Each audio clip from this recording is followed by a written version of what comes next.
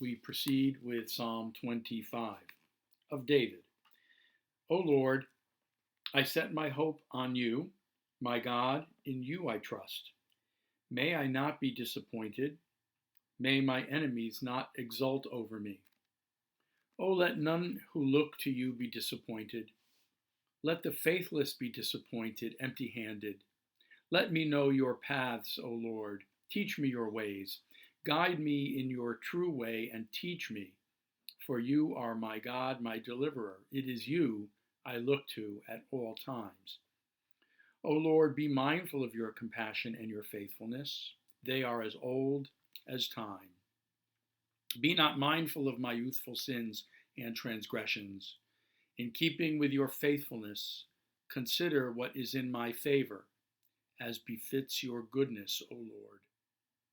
Good and upright is the Lord, therefore he shows sinners the way. He guides the lowly in the right path, and teaches the lowly his way. All the Lord's paths are steadfast love for those who keep the decrees of his covenant. As befits your name, O Lord, pardon my iniquity, though it be great. Whoever fears the Lord, he shall be shown what path to choose. He shall live a happy life, and his children shall inherit the land. The counsel of the Lord is for those who fear him. To them he makes known his covenant. My eyes are ever toward the Lord, for he will loose my feet from the net. Turn to me, have mercy on me, for I am alone and afflicted. My deep distress increases. Deliver me from my straits. Look at my affliction and suffering, and forgive all my sins. See how numerous my enemies are, and how unjustly they hate me. Protect me and save me. Let me not be disappointed, for I have sought refuge in you. May integrity and uprightness watch over me, for I look to you. O God, redeem Israel from all its distress.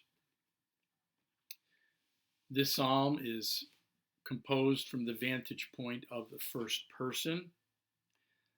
The focus here is I, the I, me, and I am feeling alone, the psalmist says, and I am alone and afflicted in my distress, and therefore the psalmist asks God to have mercy on him and to turn to him and to be cognizant and mindful of his distress and of his needs. When we are feeling distressed, when we are dwelling in darkness, it is natural to feel alone. Even though there may be other people around us, either living with us or with whom we are in regular contact by phone, by FaceTime, by Zoom, or whatever other opportunities technology offers us, even though we have multiple means for being in communication with others, when we allow ourselves to feel the weight and burden of what is going on in the world around us, or when someone in our own family, or when we ourselves are stricken, either by this virus or any other health issue, whether it's physical or whether it's through emotional or our mental state, it is natural for us to feel alone and isolated at such times. And that is why it is so important to remember that even though I may feel distress, and though I may be suffering, I truly am not alone. There are so many others around me who are experiencing the same, if not a more serious measure and degree of suffering and pain. I am not alone in this, and as one of the slogans go in today's times, we are all together in this. We are all in this together, all of us.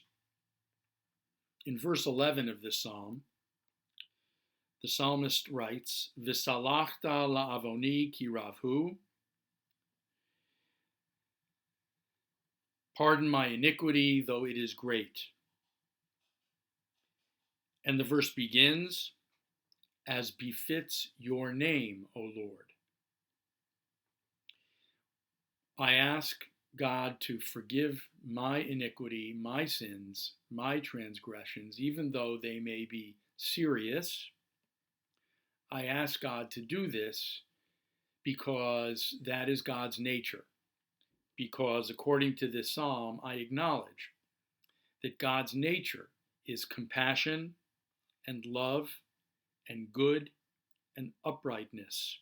All the Lord's paths, he says, are steadfast love. That is God's way.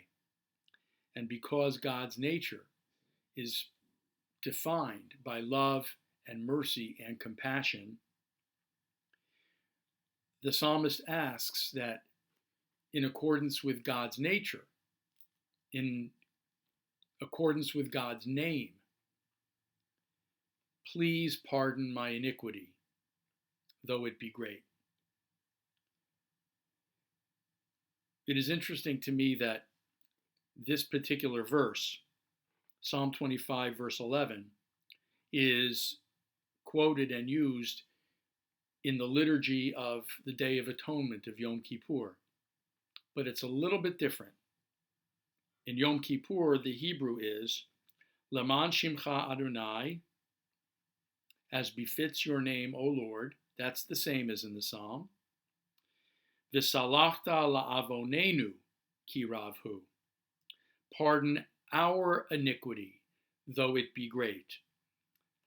The shift from first person of the Psalm to first person plural in the Yom Kippur liturgy is significant. In the Psalm, the reference is to first person singular, my sin is great, therefore I ask you, as befits your name, to pardon me. In the Yom Kippur liturgy, we switch from the I or the me to the we.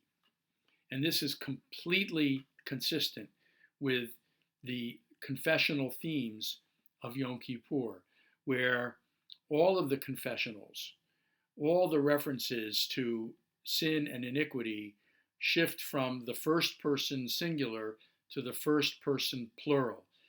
It is not all about the I or the me. It's not all about the ego. It's all about the community. It's about the us, the we, and the fact that we are all in this together. No one of us is blameless. No one is perfect. Each and every one of us has fallen short or missed the mark. Each and every one of us has our own character defects.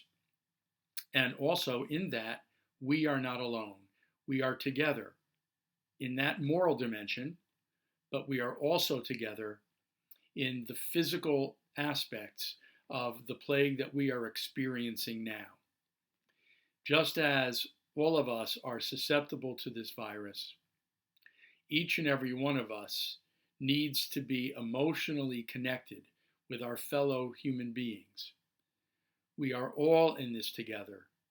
It's not just about me. It's about us. It's about we. And included in that we, included in that first person plural, is also the power and spirit, the presence and the goodness of a loving and nurturing divine being, of the Holy One, our God, who is here to care for us and to be with us during times of distress. Thank you.